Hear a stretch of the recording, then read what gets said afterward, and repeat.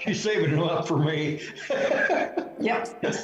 He can turn the hearing aids off, or he's got a good ignorer too. Yeah, he deserves it, Linnell. He deserves it. Oh, I'm not saying anything bad about him. He has been my calming, fetch it person. Aw. Not bad for a sailor, Dick. Hey. Somebody's got to help her. I keep threatening her to send her down to one of her sons, either in Tulsa or Pueblo.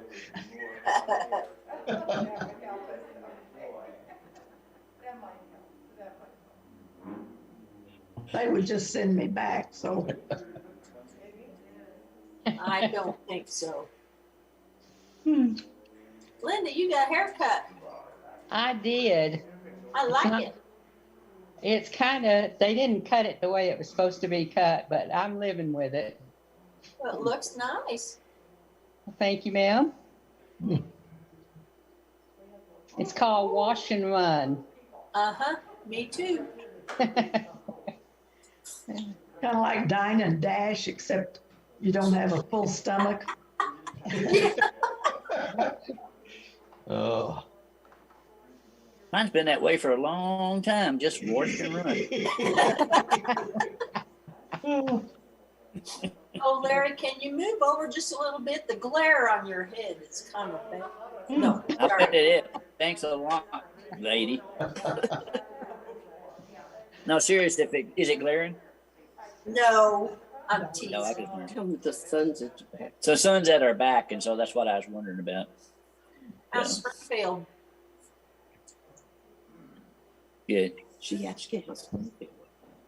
Oh, it's good. Good. Good. I didn't hear it. It's good. We see the kids, some, and I was with my brother, I was telling yesterday, and my sister yesterday, and so one of my brothers who lives in Kansas City, he came down to visit with us and at my sister's house, and so we went over there and spent the day with them, and then we went to Starla's after that and we had dinner with them, and so we're staying quite busy. Good, good. And then Sharon's brother came through on Friday, stopped and had lunch with him, and he's on his way to Arkansas. And then his family got there yesterday too, so they're gonna spend a weekend. Hey, Larry, we got a Yes. little problem with the boiler here. We need you to come back and work on it for us, will you? Nah, not gonna happen. We got water No. spraying everywhere. Looks like a geyser. No. Oh. Really? Water? Yeah, we got a Mike little there? pinhole in one of the pipes, so we'll Is have to call a Mike plumber. there? Is Mike there? Wonder if I ought to run down there. Hey, John, Maybe so. Yeah, is Mike there? Mike's here. Okay. Okay. Oh, So we he knows got how to it. study. We got it turned off. Not to worry, Larry. We're good. But I Come was back just and fix wondering it, will whether ya? I need to come down. I was gonna say you should be able to shut that off, but then you can call Olson and have them come out and fix it. yeah, it was all empty, so we tried to fill it and it started squirting, so turned it off. Yeah. And nobody got a code on it last night? Nope, Evidently not. we were here. I know that Mike had notified the alarm company that the boiler had been turned on. Yep. We were Yeah. pretty surprised that they hadn't let us know. Yeah.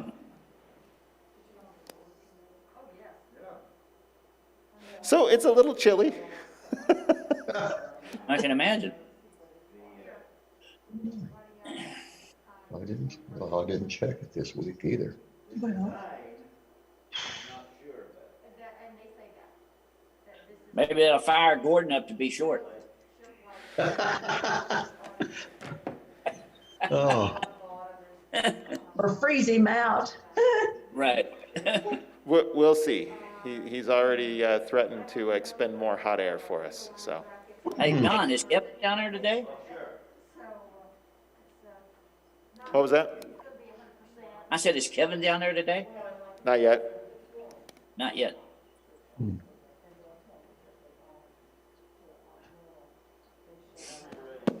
Morning, Larry. Morning, Ralph. I mean, Gordon. Why did I say Ralph? I don't know. Gordon? Hey, I resemble that remark. You do. You both get really old.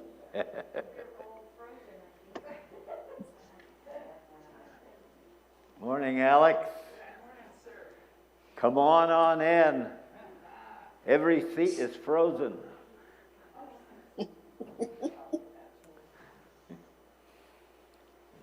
We will be in chapter 4 and 5 of the book of Judges today. This will be the third lesson. So we are slim pickings down here at the building, but we hope we have some guests like Larry and Sharon and others, Linnell and Dick, who are watching on Zoom. And of course, you can also do that on YouTube. John, is YouTube available after or simultaneously? Both. So it's either or. You can watch it while it happens or watch it later. Yes. Subscribe to my YouTube channel. All right. There are like 2 people left. Well, they say there's nothing quite like in-person attendance. If it hadn't been for the pandemic, we could all probably sit on 2 rows of pews today. And just think warm thoughts. And maybe the addition of some hot air from the teacher. And later on, the preacher might raise the temperature a little bit. So welcome to everybody. This is just what El Paso County, the latest figures still indicate that El Paso County is the #1 county in all the state for cases of COVID-19. So we're asking everyone who comes into the building during Bible class and during worship for their safety, for our safety, for my safety, for everyone's safety. Please respect the requirement and wear a mask, and also social distancing. Deborah and General Barak wanted someone who will lead. Chapter 4 is where we'll spend most of our time. Chapter 4 is the prose account of Deborah and Barak. There are 4 or 5 other characters in the account. Deborah, Barak, Jabin, and of course, Jael and Sisera would be the 5th one. And he went to bed and woke up with a terrible headache. Chapter 5 gives, because it's a song, chapter 5 gives us additional information that fills out what was not covered in chapter 4. And it is a song of praise and victory by Deborah. 1 Samuel chapter 2, verses 1 through 10, is the song of Hannah. The song of Deborah, chapter 5 of Judges, verses 1 through 31. We also have the song of Miriam, which is very short, in Exodus chapter 15, verses 20-21. And then in the New Testament, we have the Song of Mary, commonly called the Magnificat. And then also there is a song of Elizabeth. And the rest are songs like Moses, Song of Moses and the Lamb, etc. There were three types of judges. I'm going to take my mask off and move back a wee bit here.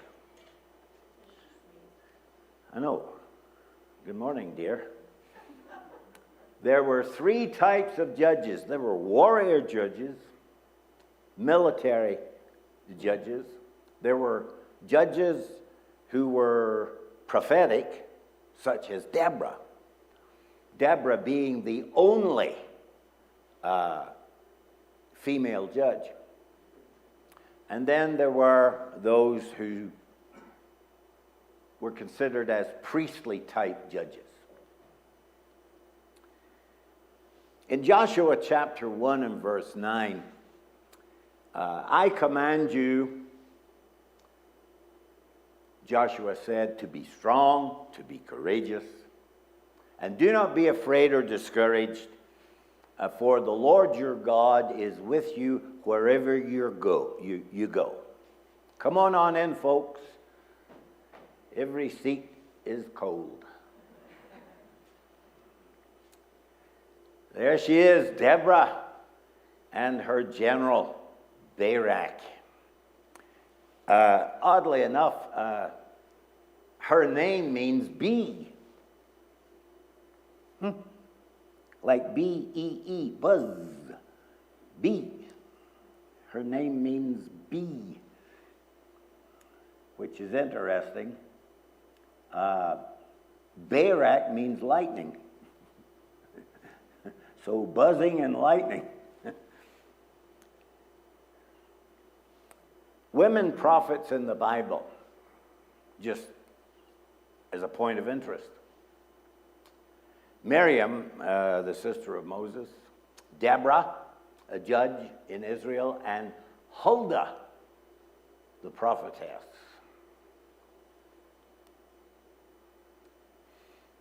This is a list of the 12 judges that we have in the book of Judges.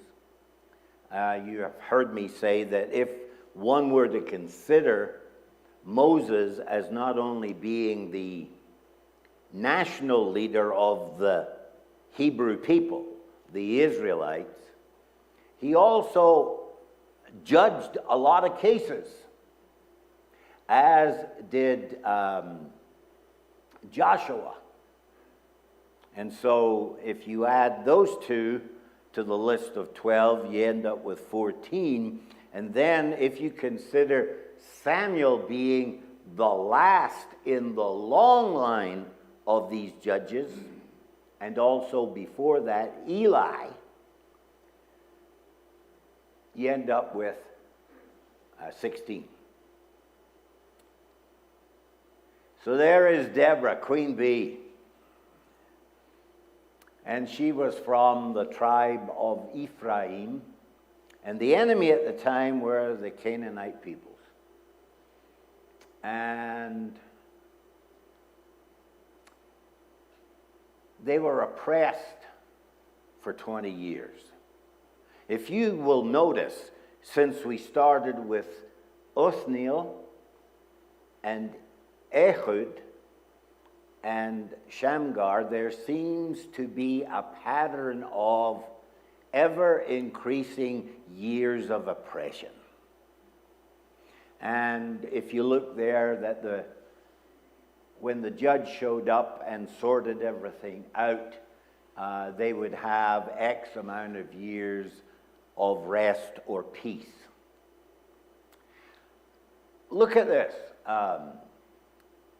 A lot of these judges had peculiarities or flaws, which suggests that God wasn't looking for perfect people right away. He was looking for the right person for the right mission. Barak, some people consider, is a wee bit of a coward. Well, I'm not going to go if you're not going to go. I am couching it in those terms because I'm putting a bias on it. I'm not going to go if you're not going to go. It's kind of like we're not going if God isn't leading us. Barak is saying, I'm not going because if you're not going, the spiritual force behind this mission could fall apart. So, agree or disagree? Why Deborah? Because there was no man at the time who was right for the job. It was mostly men who were judges, right? Yes, Judith. But maybe Deborah was so head and shoulders above any of the men around that it wasn't that there was no man for the job, it's that she was the best person. She was the best person. That's a good point. Thank you.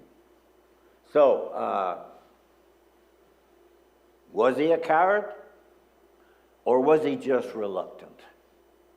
What's the difference between reluctance and cowardice? Reluctance is, I will go. Cowardice is, I'm not going. He wanted Deborah to be there. Was it because she offered something that Barak didn't have at the time? And that was strength. He was a general. You don't get to be a general just picking a guy's name out of a hat. He had to have skills. He had to know war. He had to know strategy. So, in Judges chapter 5 and verse 7, it said... Hey, Gordon. Yes, sir. This is Werner. If you go back to verse 6, when Deborah sort of summons Barak, it sounds like the Lord, she said, has not the Lord God of Israel commanded you, go? So it sounds like the Lord had already commanded him, but he doesn't go. So she reminds him of what the Lord said, and she tells him, you better get on it. She got the memo. She's the prophetess, and God is speaking through her. God has already chosen her to be the So, Barak is a reluctant general. In the Song of Deborah, it says here in the song that she sings that village life in Israel had stopped, had ceased, which gives you a sense of what was happening in the land of promise.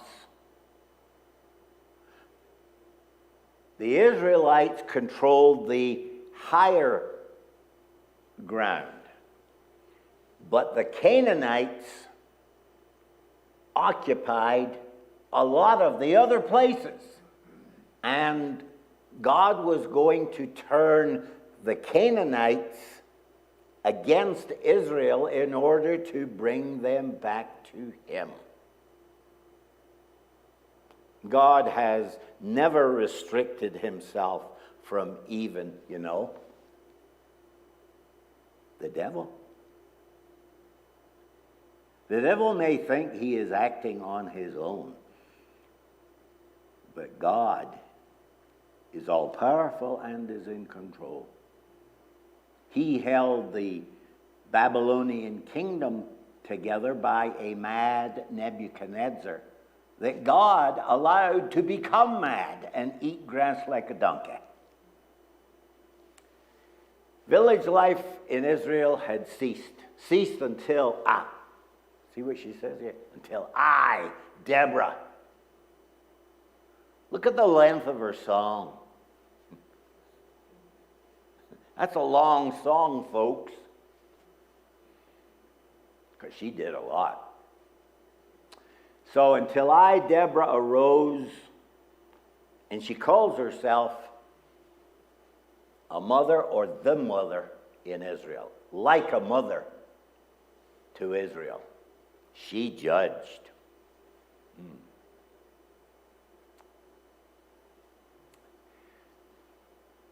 Deborah is the only female judge mentioned in the scriptures.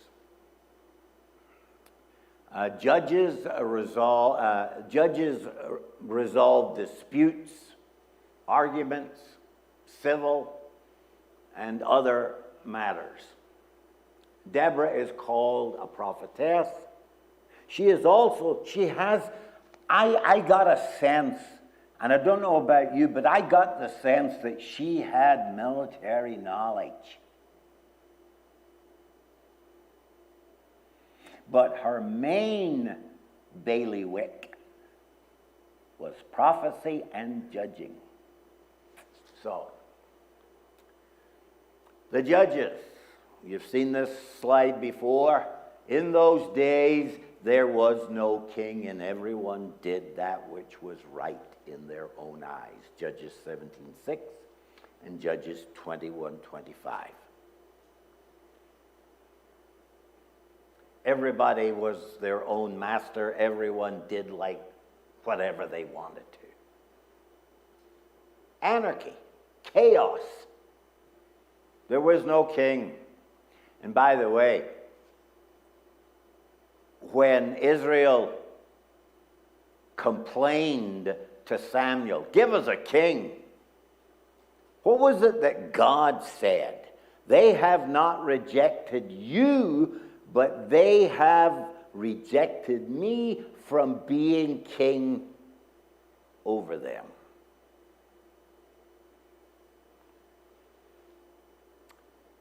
Wanted someone who will lead. You know, leadership has always been key for the people of God. They need leading. They're like sheep. Not herding, but someone to go out front and lead so that they will follow.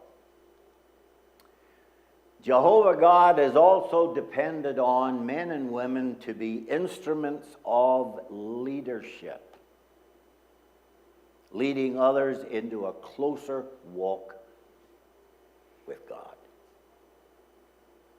That's why you have a Deborah. That's why you have an Othniel, an Ehud, a Shamgar, and even a Samson. Seems like the quality of judge sort of gets frayed at the edges by the time you get to Samson. And then there is redemption for him. Jesus Christ, of course, deserves and expects ultimately to be our King of Kings and Lord of Lords in our lives.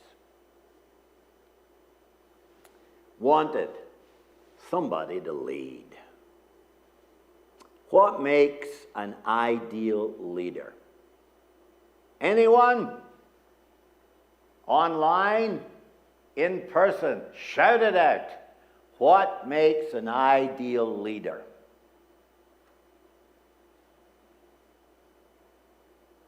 Not going to wait forever, you know. Integrity. Someone who's willing to do the task. Someone who is willing to take on and do the task. Anything else that you observe about a leader? What you know about some of these leaders in the Bible. Were they perfect? No. But you know, God makes up whatever we lack. Right? God makes up the difference. And together with God, we are complete. So, who will lead us? Israel's leadership, it had passed from Moses, then on to Joshua, and now was to be picked up by godly leadership in each of the tribes that were in Israel or in the Promised Land. Unfortunately, strong leadership during the period of the judges became a rather rare occurrence. Things were going well once the judge showed up and sorted things out. But what happened when that judge passed away, when that judge died? It wasn't too long that Israel was back to being leaderless and doing things that were evil in the sight of the Lord, because every man was doing their own thing and not thinking about obedience to God. Even those whom God called to deliver his people from times of oppression had difficulty living up to the expectations of godly leadership. Could God even use them? Of course he could. He used Samson. Samson was a reprobate. He was a womanizer. He didn't even keep his vows. But God put him in there as a judge. And maybe the hardest thing for Samson was he had to judge himself. The cycles of Israel's disobedience and God's faithfulness continues. The cycle of their sin. They leave God. They follow after other gods, etc. Then they cry because they've had oppression. And let's put another layer on top. God's faithfulness, and God is not going to depart from his covenant, nor his anger when the people sin. And so he brings about oppressors within the camp, within the land of Israel, the new Canaan, the promised land. And the Canaanites come down on them like a ton of bricks, as did the people of Moab. And then they get a judge, and for a while things are good, and they have rest, and it's peace, and it's everybody singing, happy days are here again. And then what? The judge dies, and they go back to their old ways. Israel's cycle of sin. Israel serves the Lord. You just check it out there, starting in at Judges 2:18 to 19. Israel falls into sin and adultery and idolatry. Israel is enslaved, is oppressed. Israel cries out to the Lord, help! God raises up a judge. Israel is delivered. Then Israel serves the Lord, and then when the judge dies, they never seem to learn the lesson, do they? Godly leadership has always been extremely important for the people of God.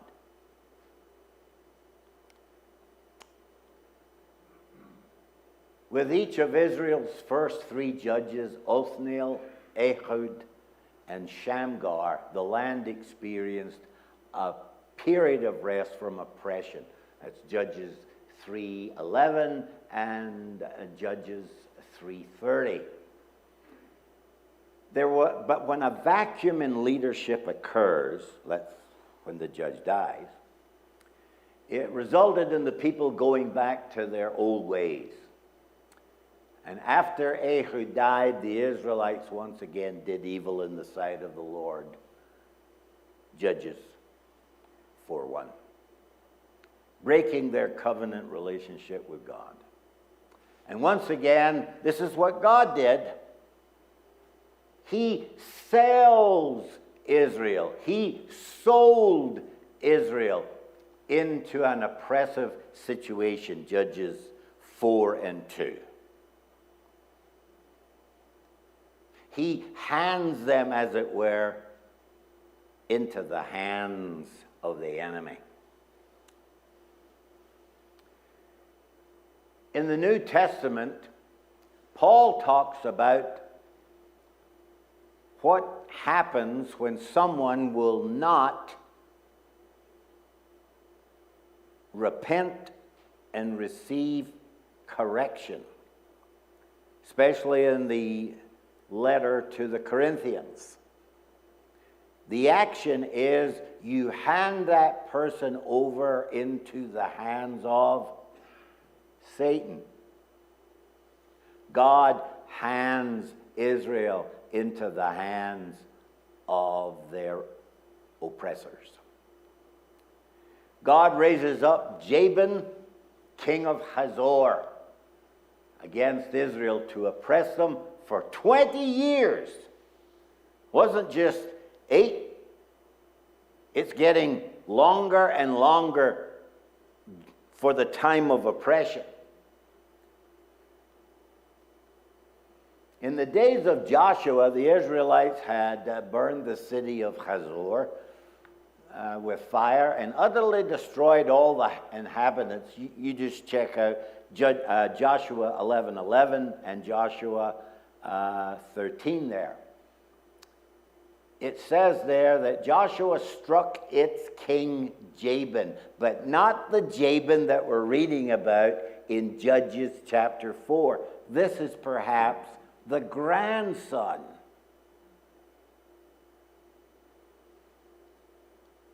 of the original King Jabin. Look at Joshua 11:1 and Joshua 11:10. Evidently, in the years in between all of this, the Canaanites had rebuilt the city and made another Jabin, the grandson or great-grandson of the original Jabin, to be their king. And he ruled other lesser kings. So, the commander of Jabin's army is a man called Sisera, a Canaanite from Harosheth Hagoyim, which was probably located in the plain of Sharon along the Mediterranean coastline. The map you're looking at here is the original battle when Israel under Joshua defeated Jabin, the great grandfather of the new Jabin that we are reading about in Judges 4, or the great-grandfather. They burned the city, but it was rebuilt. When Deborah comes along and Barak, the general, finally finds his courage, they go to war.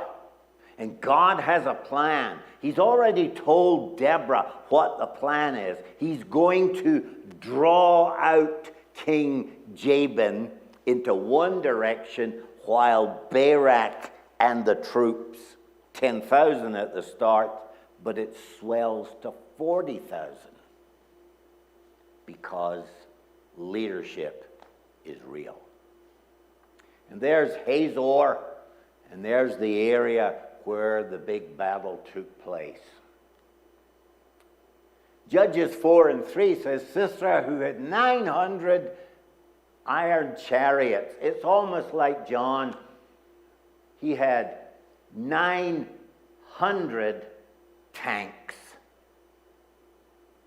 iron chariots, not your wooden kind of chariots that would have been known in other kingdoms such as Egypt and other places. He had the latest technology. He had iron chariots, and he ruthlessly oppressed the Israelites for 20 years. Then the Israelites cry out to the Lord and for help. And guess who comes into town? Deborah. The reason for Israel's suffering under Jabin and his commander Sisera is twofold. Number one, Sisera had 900 iron chariots, high-tech war machines. The forces of Sisera were very strong, they were imposing, and they were terrifying, devastating. His state-of-the-art weaponry were among the greatest Israel had ever witnessed. Sisera cruelly oppressed Israel for that period of 20 years. His brutal treatment of Israel that they were experienced was among the harshest that they had ever had witnessed. God was coming down on them like a ton of bricks. As a result of their terrible tribulation, Israel looks up to God again, who's the only one who can save them. So they cry out for relief. That's what they did in Egypt when they were turned into slaves rather than guests in the land of Goshen. There were no longer Gastarbeiters, guest workers. The guest was no longer a title. They were slaves. So they cried out to God then, and they're crying out to God in Judges 4. Note, Israel had totally destroyed the threat Hazor, the headquarters of Canaan, posed to Israel during the days of Joshua. When Israel became complacent and tolerant to the evil all around her, the threat of Hazor returned. This time, it's Jabin 2.0 plus Sisera. Jesus described a similar situation that can happen in a person's life. You clean out the old stuff, but when you don't fill it with God, something more severe and devastating comes in. How is it possible for a spiritual enemy that you once conquered with God's help is now able to come back and oppress you once again? Sin. In a word, sin. How does a person stop their old sinful ways and oppressions from returning? It's like addiction. You got to cut off the supply, and you've got to turn to a new form. Let's be addicted to God, not addicted to evil.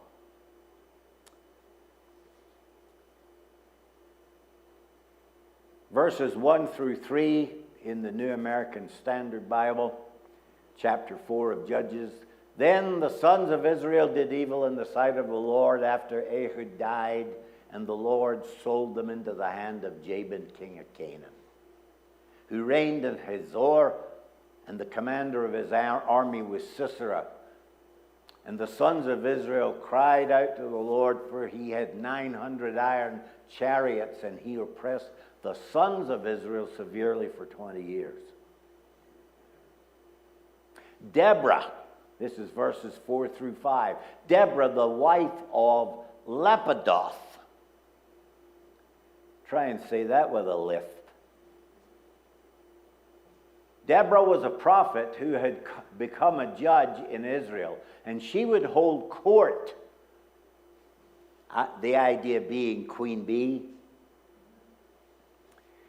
She would hold court under the palm of Deborah, and the Israelites came to her to settle all their disputes.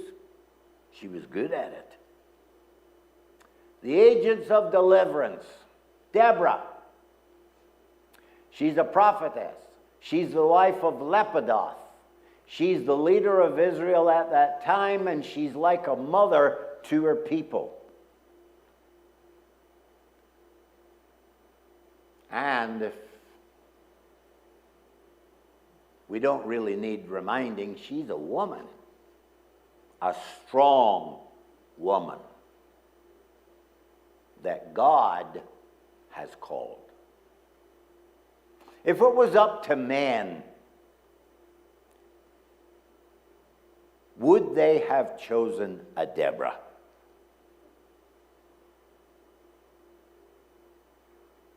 Only God had the foresight and the wisdom because it was in his plan to do so. Agents of deliverance, we have Barak, the military general. He said in verse 8, if you go with me, I will go. But if you don't go with me, I won't go. It's like that old song, will he go or will he not? Seems like he wasn't too keen on going unless Deborah was with him. The road you are going will not lead to glory, Deborah prophesies. Verse 9. The honor will not be yours. Verse 9. The Lord will sell Sisera into a woman's hands. Yes, Barak is a military commander at the time, verses 6 through 7. However, Barak is never referred to as a judge. It is Deborah the judge and Barak the general. How would you rate his leadership and obedience? Reading verse 8. At the time, not very good. Now, Deborah, a prophetess, the wife of Lepidoth, was judging. Okay. The people came to her. They didn't come to Barak. The people came to her for her to judge and pass sentence, give solutions. That's verses 4 through 5. Has not the Lord, the God of Israel, commanded you to go? The operative word here is go, Barak, go.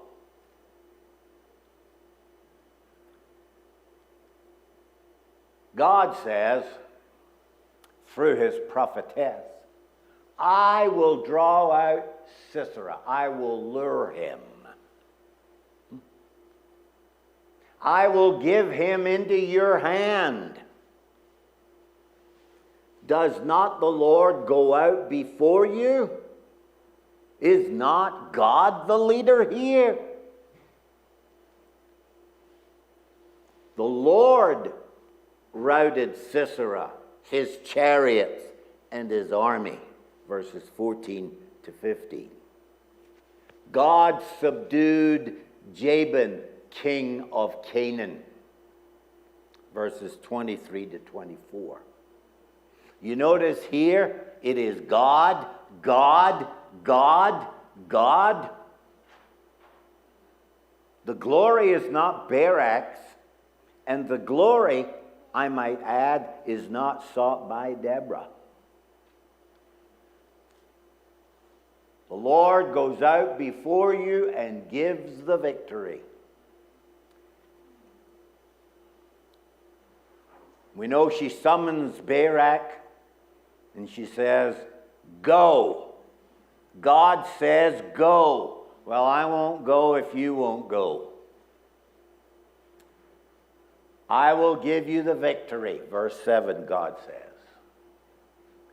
Barak said, it's like the needle is stuck on the record.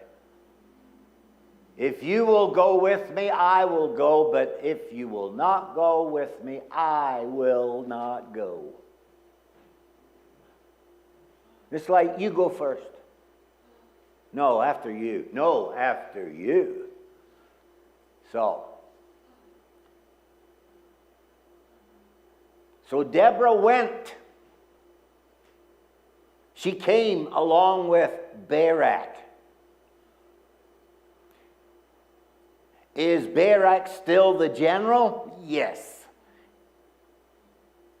Is Deborah still the judge and the prophetess? Yes. Barak called Zebulun and Naphtali together to Kadesh, and 10,000 men went up with him. Deborah also went up with him. Now, Heber the Kenite, from a long list of Kens, they probably named their boys Ken. They became the Kenites. No, that's my wee joke. Now, Heber the Kenite had separated himself from the other Kenites, from the sons of Hobab, the father-in-law of Moses, and had pitched his tent far away as the oak of Zananim, which is near Kadesh. In other words, he wanted to get as far away as possible from the fighting. Agents of deliverance, the army of Israel. They started out with 10,000 fighting men. It swells to 40,000. It includes Naphtali, Zebulun, Ephraim, Benjamin, and Manasseh. But it leaves out Reuben, Gad, Dan, and Asher. They didn't go. How do we know they didn't go? Play the song in chapter 5. Fractures in tribal unity still were there.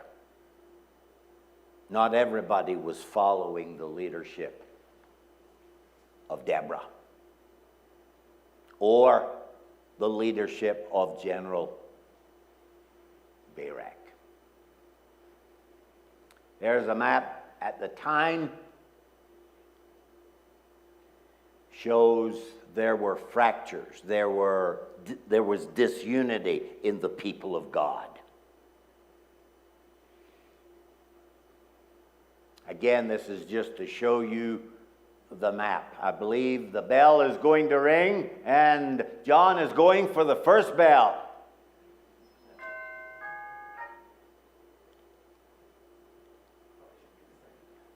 Then we have JL.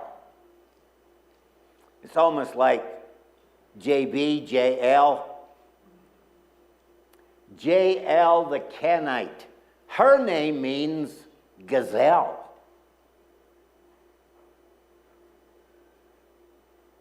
Swift, mountain goat, that kind of a name. She's a Kenite, the wife of Heber the Kenite. Offers Sisera Near Eastern hospitality. Won't you please come into my tent? And into the tent he went. And he's tired because Sisera at this point leaves his chariots behind and is a coward and is running from the battle. He's tired. There is a breach in Near Eastern hospitality. He asks for a drink of water. What does he get? A tent peg in the head while he sleeps. She is responsible for Sisera's demise. A woman.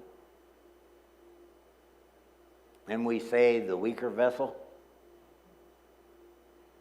Took a lot of strength to punch a tent peg through the temple of a man's head. She She grabs a hammer, takes the tent peg, and with Sisera's death, God routs the enemy.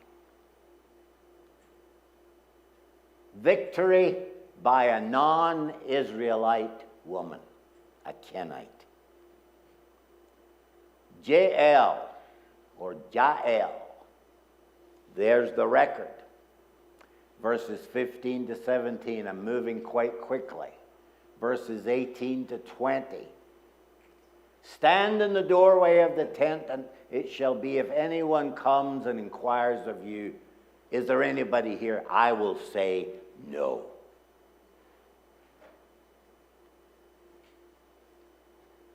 But Jael, Heber's wife, took a tent peg, seized the hammer in her hand, went quietly, secretly to him, drove the tent peg into his temple, and it went through all the way into the ground, for he was sound asleep.